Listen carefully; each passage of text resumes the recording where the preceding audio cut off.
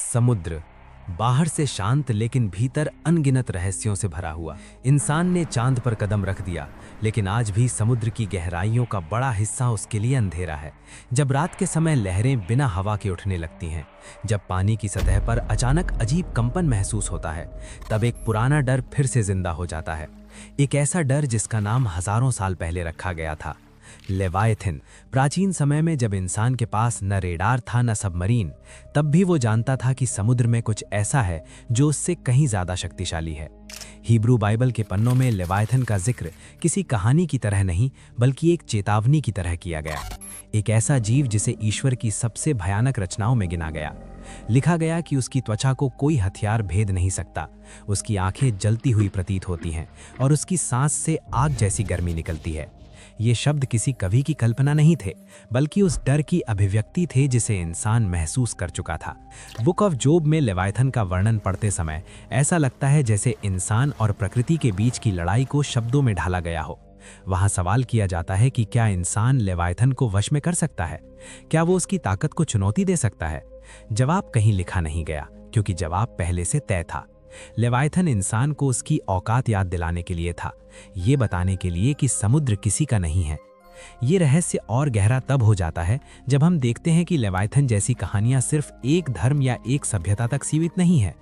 Mesopotamia की टियामट, Norse mythology का जॉर्मन Gander, Greek legends का सीटस, भारतीय कथाओं का मकरा और चीनी समुद्री ड्रैगन, नाम अलग है लेकिन डर एक जैसा है। हर जगह एक विशाल समुद्री प्राणी जो गहराइयों में छुपा रहता है और जब भी ऊपर आता है विनाश लाता है। ये संयोग नहीं हो सकता कि अलग अलग सभ्यताओं ने बिना संपर्क के एक जैसी कल्पना की हो। लेवायथन के शरीर का वर्णन जितना किया गया उतना ही अधूरा छोड़ दिया गया, जैसे कुछ बातें शब्दों में बयान करना ही संभव ना हो। कहा गया कि उसका आकार इतना विशाल है कि समुद्र उसके चारों ओर छोटा लगने लगता है। जब वो चलता है तो पानी उसके पीछे उबलता हुआ दिखाई देता है, जैसे समुद्र खुद उससे डर रहा हो। आज का विज्ञान मानता है कि ऐसा प्रभाव केवल किसी बेहद विशाल द्रव्यमान से ही संभव है, लेकिन आज तक ऐसा कोई जीव आधिकारिक रूप से दर्ज नहीं किया गया। कुछ वैज्ञानिक मानते हैं कि लेवायथन की कहानियां मोसासॉरस या प्लायोसॉरस जैसे प्राचीन समुद्री सरीसृपों से प्रेरित हो सकती हैं। ये जीव वाकई विशाल थे, शिकारी थे और समुद्र के शासक माने जाते थे। लेकिन समस्या ये है कि इन जीवों में वो धार्मिक भय, वो अजेयता और वो रहस्यमयी शक्ति नहीं मिलती जो लेवायथन के साथ जोड़ी गई। जायंट स्क्विड और कोलोसल स्क्विड की खोज ने ये जरूर साबित कर दिया कि समुद्र आज भी अपने सारे राज नहीं खोलता, लेकिन लेवायथन अब भी इन सब से अलग खड़ा दिखाई देता है। आइज़िया में लेवायथन को अंत समय से जोड़ा गया है। वहां संकेत दिया गया है कि जब लेवायथन का सामना होगा तब एक युग का अंत होगा। ये सिर्फ एक जीव की मृत्यु नहीं होगी, बल्कि व्यवस्था का पतन होगा। कुछ मान्यताओं में कहा गया कि लेवायथन को मार दिया गया, लेकिन कई परंपराएं ये भी कहती हैं कि वो मरा नहीं है, वो सो रहा है, गहराई में, अंधेरे में, वहां जहां इंसानी आंख कभी नहीं पहुंची। आज जब वैज्ञानिक मेरियाना ट्रेंच जैसी जगहों की बात करते हैं तो डर और जिज्ञासा दोनों साथ चलती हैं। लगभग 11 किलोमीटर नीचे, जहां दबाव इंसानी कल्पना से परे है, वहां भी जीवन के संकेत मिले हैं। अगर इतनी कठोर परिस्थितियों में जीवित प्राणी मौजूद हो सकते हैं, तो ये सवाल उठना लाजमी है कि क्या लेवायथन जैसी कोई सत्ता वहां छुपी हो सकती है, ऐसी जगह जहां इंसान सिर्फ मेहमान बनकर जा सकता है। आधुनिक युग में भी समुद्र पूरी तरह शांत नहीं है। बिना मौसम के जहाज़ों का गायब होना, सोनार पर दर्ज होने वाली अज्ञात विशाल आकृतियां और अचानक होने वाली समुद्री हलचल, इन सब को आधिकारिक तौर पर प्राकृतिक घटनाएं कहा जाता है। लेकिन हर घटना के बाद एक ही सवाल उठता है, अगर समुद्र पूरी तरह समझ में आ चुका है तो डर अब तक जिंदा क्यों है?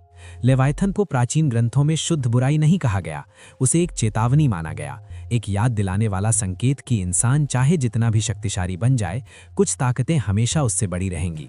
लेवायथन समुद्र का रक्षक नहीं था, बल्कि समुद्र की सीमा था। अब तक हमने सिर्फ अतीत को छुआ है, कहानियों को, ग्रंथों को और वैज्ञानिक अटकलों को, लेकिन असली सवाल अभी सामने आना बाकी है। अगर लेवायथन कभी अस्तित्व में था, तो क्या वो सच में समाप्त हो चुका है, या फिर वो आज भी किसी अंधेरी गहराई में सो रहा है? और अगर वो जागा, तो क्या इंसान उसे पहचान भी पाएगा? क्योंकि समुद्र जब शांत होता है, तब वो सबसे ज्यादा रहस्यमय होता है। और इतिहास यही बताता है कि हर महान विनाश से पहले एक अजीब सी खामोशी जरूर आती है। समुद्र की गहराइयां सिर्फ अंधेरी नहीं होती, वे चुप होती हैं। और जब कोई जगह जरूरत से ज्यादा चुप हो, तो इतिहास बताता है कि वहां कुछ ना कुछ छुपा होता है।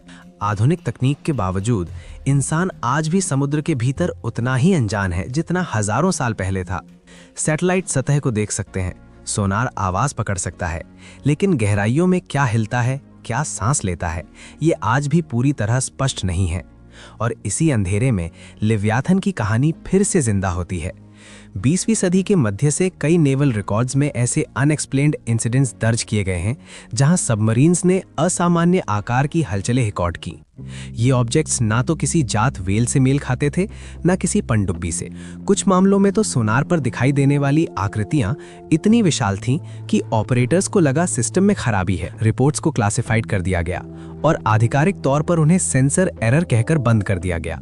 लेकिन हर बार एक ही पैटर्न सामने आया, अत्यधिक गहराई, अचानक गति और फिर पूर्ण गायब हो जाना। कुछ नौसैनिकों ने निजी रूप से ये स्वीकार किया कि उन्होंने ऐसी चीजें देखी हैं जिन्हें शब्दों में बयान करना मुश्किल है। पानी के भीतर ऐसी हलचल मानो कोई बहुत बड़ा जीव दिशा बदल रहा हो। जब सबमरीन उसके पास पहुंची तो चारों ओर का पानी असामान्य रूप से गर्म हो गया और इंस्ट्रूमेंट्स ने अजीब रीडिंग्स दिखानी शुरू कर दी। ये वही विवरण है जो प्राचीन ग्रंथों में लिव्याथन के बारे में लिखे गए थे।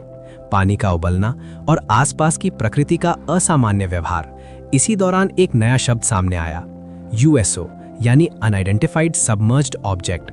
ये UFO की तरह आसमान में नहीं बल्कि समुद्र के भीतर देखे गए। कई मामलों में ये ऑब्जेक्ट्स पानी से बाहर निकलते और फिर बिना किसी स्प्लैश के वापस गहराई में समा जाते। वैज्ञानिक इन्हें एडवांस टेक्नोलॉजी या नेचुरल फिनोमेना कहते हैं, लेकिन कुछ रिसर्चर्स मानते हैं कि ये वही प्राणी हो सकते हैं जिन्हें प्राचीन सभ्यताओं ने अलग अलग नाम दिए, लिव्याथन, टीमैट, वर्ल्ड सर्पेंट। शायद ये सब एक ही डर के अलग अलग चेहरे थे। मारियाना ट्रेंच और अन्य अबिसल जोन्स में भेजी गई अनमैन्ड व्हीकल्स ने कई बार ऐसी मूवमेंट्स रिकॉर्ड की हैं जिनका कोई स्पष्ट बायोलॉजिकल एक्सप्लेनेशन नहीं दिया जा सका। कुछ फुटेज आज भी पब्लिक डोमेन में नहीं है। वजह बताई जाती है, डेटा इनकंक्लूसिव है।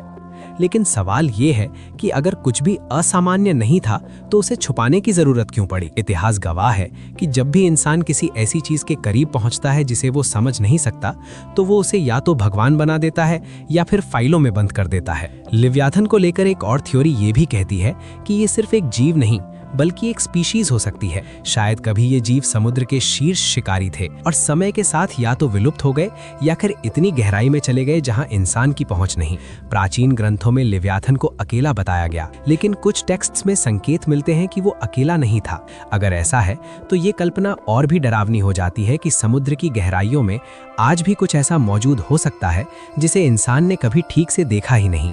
धार्मिक दृष्टिकोण से लिव्याथन को हमेशा एक सीमा रेखा की तरह देखा गया। वो अच्छाई और बुराई के बीच नहीं बल्कि इंसान और प्रकृति के बीच खड़ा था। उसे मारने या नियंत्रित करने की बात कम और उससे बचने या सीखने की बात ज्यादा की गई। शायद यही वजह है कि लिव्याथन की कहानियां डराने के साथ साथ चेतावनी भी देती हैं। ये बताती हैं कि हर शक्ति को चुनौती देना जरूरी नहीं, कुछ को समझना ही काफी होता है। आज जब climate change, deep sea mining और ओशन एक्सप्लोरेशन तेजी से बढ़ रही है, तब ये सवाल और भी ज्यादा गंभीर हो जाता है। क्या इंसान फिर से उन सीमाओं को छू रहा है जिन्हें पार नहीं करना चाहिए? प्राचीन कथाओं में लिव्याथन का जागना अक्सर इंसान की लालच और घमंड से जुड़ा हुआ दिखाया गया है, जैसे समुद्र खुद चेतावनी दे रहा हो कि अगर संतुलन टूटा तो जवाब भी उतना ही भयानक होगा। कुछ रिसर्चर्स मानते हैं कि लिव्याथन शायद कभी एक वास्तविक जीव रहा हो, लेकिन आज वो सिर्फ एक प्रतीक बन चुका है। एक ऐसा प्रतीक जो हमें याद दिलाता है कि समुद्र सिर्फ पानी का विशाल मैदान नहीं बल्कि एक जीवित, सांस लेती हुई दुनिया है और हर जीवित दुनिया की तरह उसके भी अपने रक्षक और अपने रहस्य हैं। लिव्याथन उसी रहस्य का नाम हो सकता है।